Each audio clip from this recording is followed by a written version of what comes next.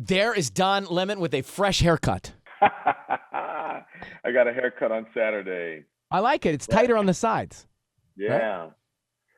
Looking Oh my good. gosh, Ryan, how do you do this? I am so tired. You I'm have like 8 exhausted. jobs.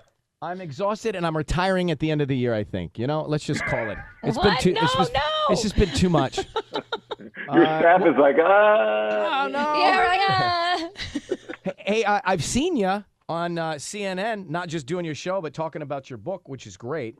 I think I heard you. I don't know what day it was. They all run together to me. You were talking to Wolf Blitzer. Same. Right? It's like I don't know who I talked to when, but so Yeah. your new book though, you were talking about that. It's called "This Is the Fire," and he asked you about the letter that you wrote to your nephew at the beginning of this book. Yes. And what is the significance of that? Why did you open the book with that? Well, because the book is called "This Is the Fire," which is a tribute to James Baldwin and The Fire Next Time. Mm-hmm. And he opens his book, The Fire Next Time, with a letter to his nephew 100 years after the Emancipation Proclamation. And I started writing this book after the death of George Floyd. As you know, I've spoken to you about all the protests that happened and the fallout from that. Yes, sir. And so I couldn't be with I have a great nephew who is about to inherit the world that we created, Ryan. And I'm not sure that we did such a great job, admittedly myself. And so I couldn't be with him. I couldn't spend time with him. And so I just poured out this letter of love to him. And I decided that if James Baldwin could begin his book that way, then it was a perfect way for me to begin mine. Thinking about the many stories that you've covered about race this last year, what do you worry about for your nephew right now and in the future? That honestly, that we haven't done a good job. We haven't done a good enough job of setting them up for success and dealing with failure, because we all have to deal with failure. We have many more failures than we have successes, right, Ryan? I think everyone knows that. Every day. Yeah, right.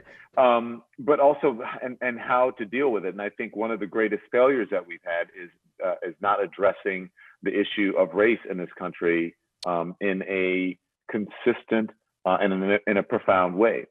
And the evidence for that, of course, has been what we've been dealing with over the last year, right? All the protests that happened after George Floyd, the Ahmaud Arbery getting shot in Georgia, the very fine people on both sides, things, the Breonna Taylors of the world, and then that insurrection that happened at the Capitol.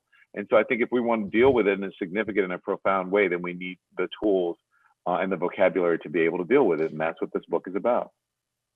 It is so useful and so important to have that conversation and to have that in the book. What was your reaction, just thinking of things that just happened?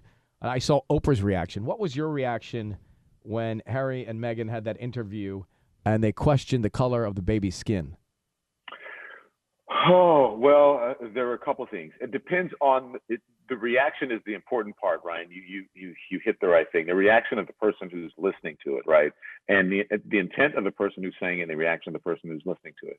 Now, if the intent is they're curious because, oh my gosh, if it's going to be this beautiful interracial, biracial baby, then that's great. Oh, is it going to be brown with red hair? And then it's like, oh my God, it's going to be so beautiful. Like, I can't wait to see him. Right. Or if it is, I hope the baby is not too dark. And it's also on the person who's receiving it, if they're thinking, oh, that's going to be terrible, or if they're thinking this is going to be great. So it all depends. And I had those conversations. And look, and I don't want to speak for you, but maybe you did. We all thought about what this baby was going to look like because it's too beautiful. Look, it's Princess Di's son, handsome as all get out.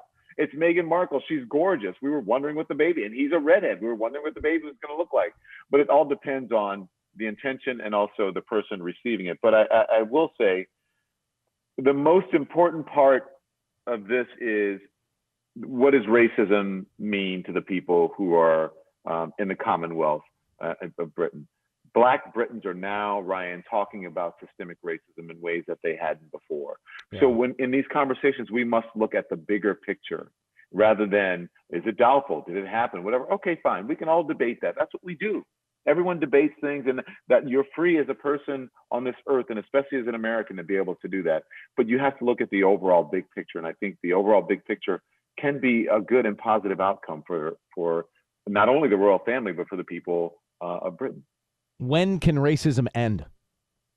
And how? I don't know I don't know if racism will ever end, just like I don't know if sexism will ever end, but we can certainly make it better. But we have to do the work. And that's what this book is about. People ask me all the time, what can we do? Yeah. What we do is start from the beginning. You start with the truth, the true history of this country. People have to know that there were Black people, Africans on this continent in America before the Mayflower even came over. And that needs to be taught in our history books. And so that people come at whatever conclusion, whatever mindset they have about race in this country, that they come at it from an honest place. But you must do the work. You can't sit around and say, well, what can I do? And then not do it. And well, give me something that's more practical.